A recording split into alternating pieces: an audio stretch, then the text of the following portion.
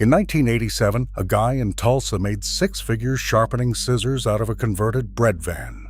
No website, no social media, just a foot-pedal grindstone and a route through every salon in the county. Today, that same hustle pays more than it ever did because nobody does it anymore. Number 14 on this list was so common in the 1970s that every strip mall in America had one. Now, there are entire zip codes with zero competition. Number 3 requires nothing but a pickup truck and a skill your grandfather considered basic. These are not TikTok trends or dropshipping schemes. These are real trades that quietly disappeared when everyone chased college degrees and corner offices. The people still doing them are charging more than ever. Subscribe, because what you are about to hear might change how you think about work entirely. Number 20, knife and tool sharpening. Your grandfather kept a whetstone in the kitchen drawer and a file in the garage. Sharpening was not a service. It was a life skill that every household just handled. By the 1960s, mobile sharpening trucks were rolling through suburban neighborhoods from Boston to San Diego, ringing a bell like the ice cream man. Housewives brought out kitchen knives, garden shears, and sewing scissors. The sharpener sat on a stool beside his truck-mounted grinding wheel, throwing sparks into the afternoon air while neighborhood kids watched from the sidewalk. A blade cost 50 cents to sharpen. The truck might hit 40 houses in a single afternoon. Then something changed. Disposable culture took over. Knives got cheap enough to throw away. Electric sharpeners showed up in department stores. The sharpening trucks vanished from the streets almost overnight. But here is what happened next. Restaurant kitchens still need razor-sharp blades. Butcher shops, hair salons, veterinary clinics, and landscaping crews still rely on sharp tools. A mobile sharpening route today charges $8 to $15 per knife. A busy day hitting 3 restaurants and 2 salons can clear $500 before lunch. The old guys who never stopped are booked out 6 weeks. The barrier to entry is a $1,000 grinder, a YouTube tutorial, and a willingness to show up. Number 19, furniture reupholstery. In the 1950s, no one threw away a couch. When the fabric wore thin or the springs sagged, you called the upholstery man. He came to the house with fabric swatches, stripped the piece down to the frame, and rebuilt it. Every town had at least 2 or 3 upholstery shops, tucked between the hardware store and the dry cleaner. The smell of tack strips and foam rubber drifted through open workshop doors on summer afternoons. The trade started dying in the 1990s when imported furniture from overseas dropped prices so low that reupholstering a chair cost more than replacing it. Shops closed. Apprentices never materialized. The average age of a working upholsterer in America today is pushing 65. But the demand swung back hard. A decent new sofa costs $3,000. A quality reupholstered job on a solid hardwood frame runs $800 to $1,500, and the frame lasts another 30 years. Interior designers are begging for upholsterers who can handle vintage mid-century pieces. A skilled worker doing 2 chairs a week clears well over $500 a day.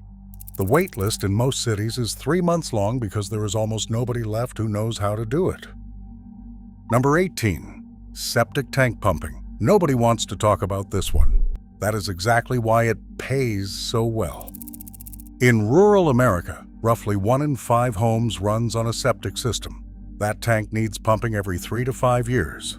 In the 1970s, local guys with a vacuum truck handled every house on their road. It was not glamorous, but it was steady, recession-proof work.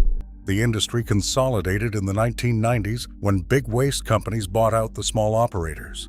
They focused on commercial contracts and neglected the residential routes. Today, homeowners in rural counties wait weeks for a pump-out because there are not enough independent operators. A single truck and a CDL can clear $500 to $1,000 a day in a territory with no competition.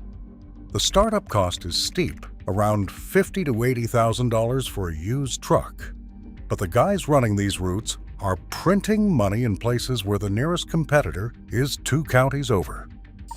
Walk into any American home built before 1980 and you will find a wall clock, a mantel clock, or a grandmother's wristwatch sitting in a drawer because nobody knows how to fix it.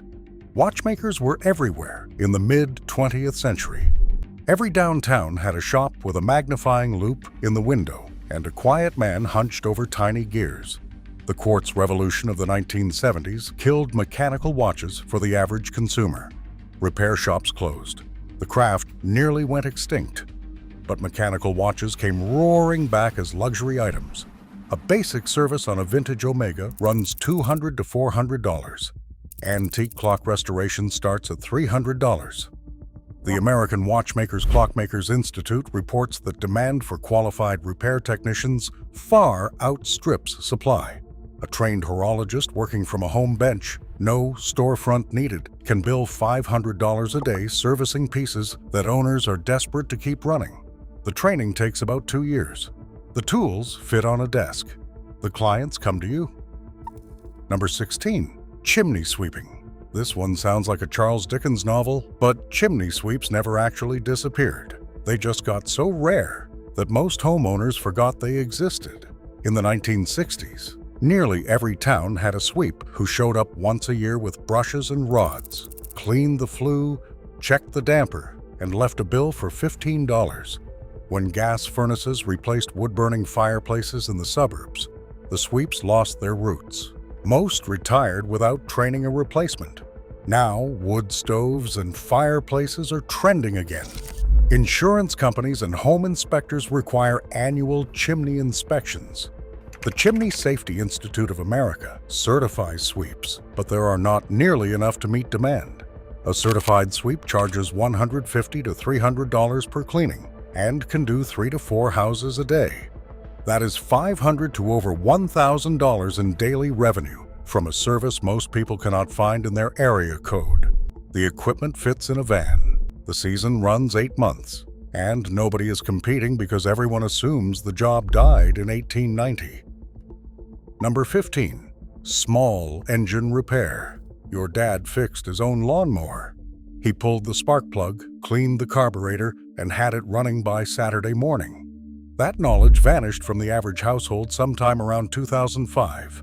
Now, a lawnmower that will not start sits in the garage for 3 years before someone throws it away and buys a new one.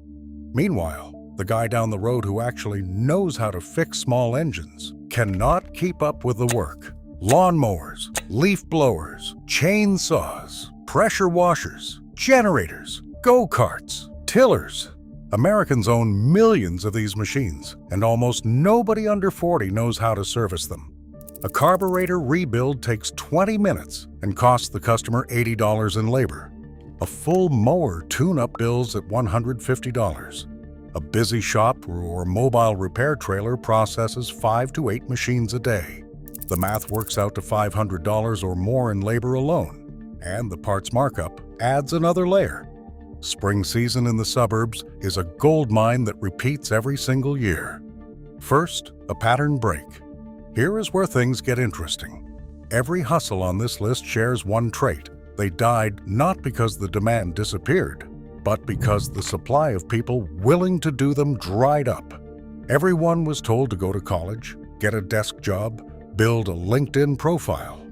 Meanwhile, the trades that kept neighborhoods running quietly lost an entire generation of workers. The guys who stuck with these skills did not get rich overnight, but they woke up one morning and realized they were the only ones left. That is the real secret.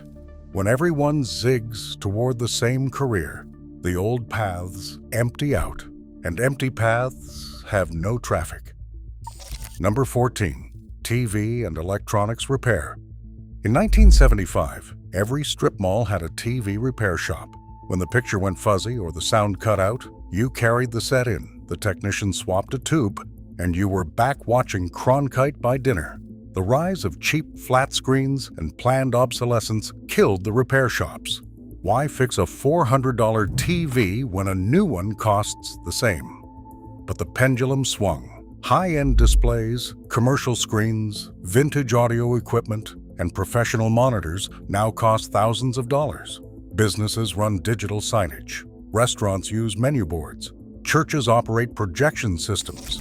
None of them throw away a $3,000 display over a bad capacitor. A mobile electronics repair technician servicing commercial clients charges $150 to $300 per call. 3 stops a day puts you at $500 or more. The skills transfer directly from old TV repair fundamentals. Soldering, board diagnostics, and component replacement are the core skills. The people who kept those skills alive are booked solid. Number 13, well water testing and treatment. 43 million Americans get their water from private wells. Every one of those wells should be tested annually for bacteria, nitrates, and minerals. In the 1970s, the local well guy drove from farm to farm with a test kit and a clipboard. He knew every well in the county by name. When water quality companies consolidated in the 1990s, they focused on municipal contracts and left rural homeowners underserved.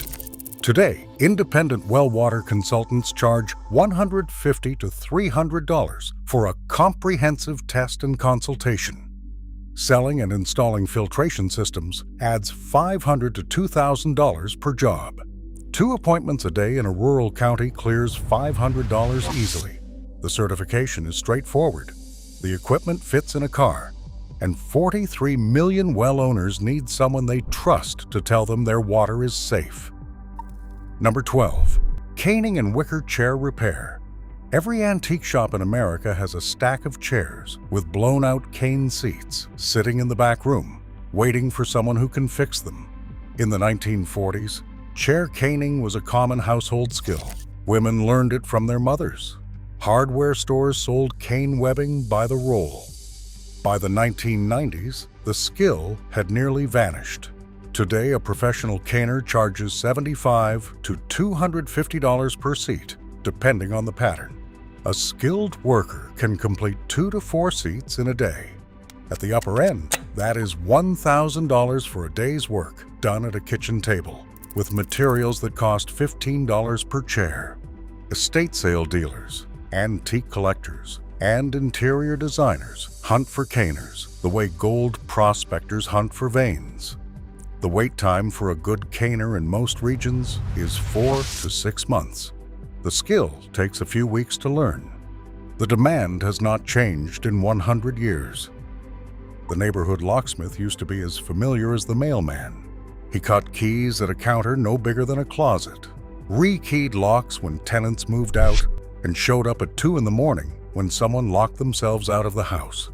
Independent locksmiths have been disappearing since the early 2000s, replaced by national call center operations that dispatch untrained contractors at inflated prices. The industry got a bad reputation from scam operators, and honest craftsmen retired in frustration. But property managers still need locks rekeyed. Car dealerships need transponder keys programmed. Businesses need access control systems installed. A skilled independent locksmith with a van and a good reputation charges $75 to $150 for a basic lockout, $200 to $400 for a rekey job, and can handle 4 to 6 calls a day. $500 in daily revenue is a slow Tuesday. The certification is attainable, the tools are portable, and every single building in America has a lock on the door. Second pattern break. The economics of disappearing. There is a formula here that nobody teaches in business school. When a trade loses 90% of its practitioners, but only 50% of its demand, the survivors do not just make a living, they set their own prices. That is what happened to blacksmiths in the decorative ironwork space. That is what happened to neon sign benders. That is what is happening right now to every trade on this list. The competition did not beat these people. It simply left. The ones who stayed behind found themselves standing in an empty field, with customers lining up at the gate. Number 10. Shoe repair and cobbling. In 1960, there were roughly 60,000 shoe repair shops in America. By 2020, that number had fallen below 5,000. A good pair of leather shoes used to be an investment. You resoled them, reheeled them, polished them, and wore them for 20 years. Fast fashion killed that mentality, but high-end footwear never went away. A pair of Allen Edmonds runs $400. Red Wings cost $300. Resoling costs $60 to $100 and buys another 5 years of wear. The cobblers who survived the purge are now charging premium prices to customers who understand the value of a well-made shoe. A busy shop doing 8 to 10 pairs a day in a city with professionals who wear leather to work clears $500 without breaking a sweat.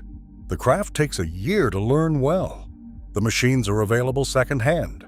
And 5,000 shops serving 330 million people means your nearest competition might be an hour's drive away. Before vinyl plotters and digital printing, every storefront window, delivery truck, and roadside billboard was lettered by hand. Sign painters climbed ladders with a maul stick and a can of one-shot enamel, laying down letters freehand that would last 20 years in the weather. The trade was decimated by computer-cut vinyl in the 1990s. Sign painters went from being in every yellow pages to being almost impossible to find. Then the craft brewery explosion happened. Then the farm-to-table restaurant wave. Then the vintage boutique aesthetic took over Main Street America. Suddenly everyone wanted hand-painted signs, murals, menu boards, and gold leaf window lettering. The look cannot be replicated by a vinyl plotter. It communicates authenticity, quality, craftsmanship. A hand-lettered window job runs $300 to $800 and takes half a day. A mural can bill in the thousands. Sign painters who kept the craft alive through the lean years are now booked months out. The tools cost under $200. The skill takes practice, not a degree.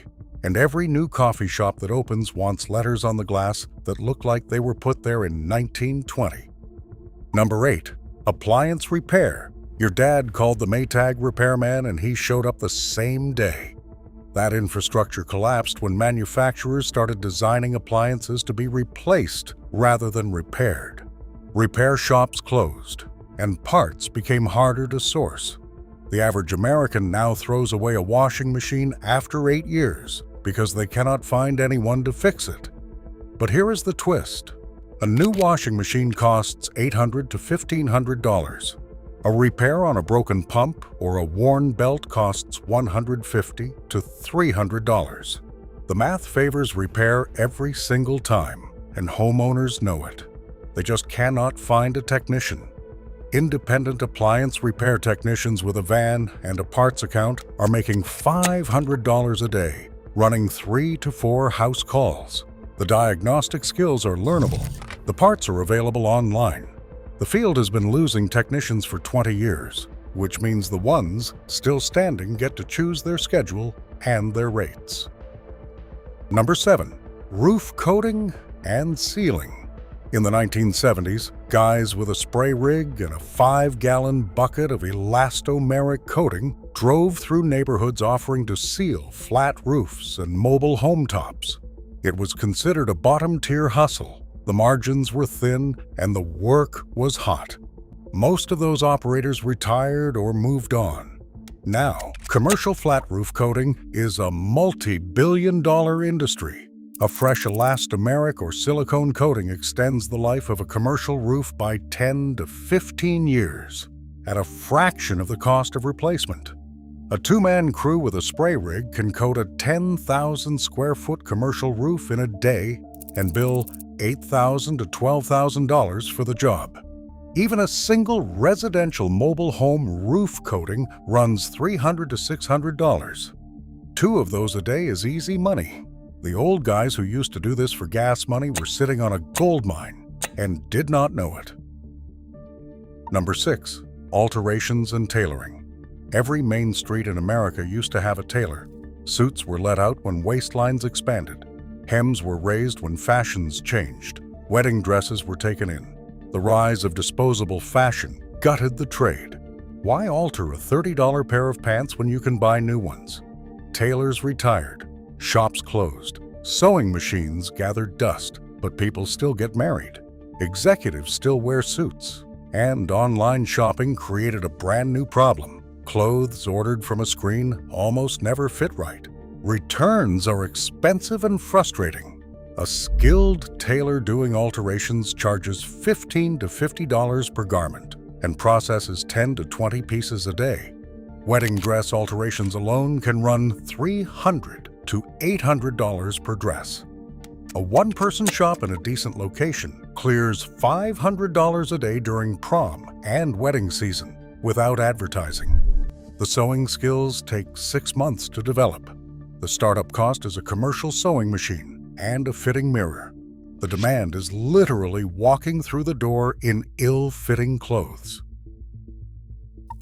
Number 5. Portable welding. In rural America, the mobile welder was as essential as the veterinarian. He showed up with a truck-mounted rig and fixed broken gates, repaired equipment frames, fabricated custom brackets, and kept farms running. The trade never disappeared from agricultural areas, but it thinned out dramatically as fewer young people entered the welding profession. The American Welding Society has been warning about a welder shortage for over a decade. A mobile welder with a truck-mounted rig charges $75 to $150 per hour. A busy day running between farms, ranches, construction sites, and fabrication shops clears $500 to $1,000. The work is physical and hot. Certification takes months, not years. There are counties in America where the nearest available welder is a 2-hour drive. That distance is not a barrier. It is a pricing advantage. Third pattern break, the truck principle. Notice how many of these hustles involve a vehicle and a skill. That is not a coincidence. The most resilient side hustles in American history share 3 traits. They go to the customer. They solve an immediate problem, and they cannot be replaced by an app. You cannot digitize a resoled shoe. You cannot automate a welded gate. You cannot outsource a chimney sweep to a server farm in another country. These hustles survived because they are rooted in physical reality. The further a service gets from a screen, the harder it is to commoditize. Number 4. Powder coating replaced paint on everything from motorcycle frames to patio furniture to industrial equipment. The process electrostatically charges dry powder onto metal, then bakes it into a finish harder and more durable than any spray paint. In the 1980s, small powder coating shops existed in every industrial park. Most closed when manufacturing moved overseas. But custom fabrication, hot rod building, motorcycle restoration, and architectural metalwork never left. A home garage setup with an oven and a gun costs $5,000 to $10,000. Coating a set of motorcycle wheels runs $200 to $400. Patio furniture runs $150 per piece. A busy one-man shop processing 5 to 10 items a day clears $500 easily. The turnaround time is fast. The results are visually stunning, and the nearest competitor probably retired in 2009. Number 3. Fence building and repair. Your grandfather could set a fence post in 20 minutes with a post hole digger, some gravel, and a bag of quickset concrete. He did not need a contractor's license or a website. Fencing was the kind of work neighbors did for each other on weekends. That communal knowledge evaporated. Today, homeowners call national fence companies that charge $8,000 to $15,000 for a standard privacy fence and book out 3 to 6 months. An independent fence builder with a truck, a post hole auger, and basic carpentry skills undercuts the big companies by 30 to 40% and still clears $500 or more per day. A basic residential fence takes 2 to 3 days for a small crew. The materials are available at any lumberyard. The skills are learnable in a week of practice. Every single subdivision in America has homeowners staring at a sagging fence right now, waiting for someone to show up and fix it. Number 2. Screen and storm door repair. This one is so simple it almost sounds fake. Torn window screens and broken storm door closers are the most common minor home repair in America. In the 1960s, every hardware store had a guy in the back who could rescreen a window frame in 5 minutes. That service vanished when the big box stores replaced neighborhood hardware shops. Today, a mobile screen repair service charges $40 to $75 per screen. A storm door closer replacement runs $100 to $150. A good operator hits 10 to 15 houses a day during spring and summer. That is $500 to $1,000 a day from a service that requires a few hand tools, a roll of mesh, and the ability to knock on a door. Some operators combine this with gutter cleaning or pressure washing to fill the calendar year-round. The work is not hard, the competition barely exists, and every neighborhood in the country has torn screens flapping in the breeze. Number 1. Sharpening and maintaining saw blades. At the top of this list sits the most invisible trade in America. Every cabinet shop, lumber mill, trim carpenter, and woodworker in the country depends on sharp saw blades. In the 1970s, saw sharpening shops dotted industrial districts. A technician with a precision grinding machine could sharpen carbide-tipped circular blades, band saw blades, and router bits all day long. The work was quiet, precise, and enormously profitable. A single circular saw blade costs $80 to $200 to replace. Sharpening it costs $15 to $30 and makes it cut like new. The shops closed when the old workers retired, and nobody replaced them. Today, a precision blade sharpening service operating out of a small shop or a trailer charges $15 to $30 per blade. A cabinet shop alone sends in 20 to 30 blades a month.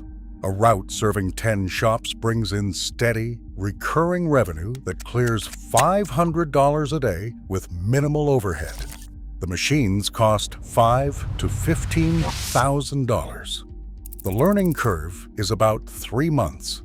Every single person working with wood in this country needs this service and cannot find it. Here is what every entry on this list has in common. These are not new ideas. They are old ideas that the world forgot while chasing shiny objects. Every one of these hustles existed when your parents were growing up. Every one of them paid the bills back then.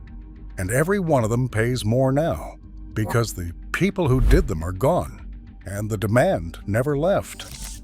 The gap between supply and demand is where real money lives. Not in the crowded lanes of whatever is trending this week, but in the empty spaces where everyone else stopped showing up. Pick one, learn it, show up. The $500 is not hiding. It is waiting in a torn screen, a dull blade, a broken clock, and a sagging fence. The only question is whether you are willing to do what your grandfather did, just in a world that will pay you 5 times more for it.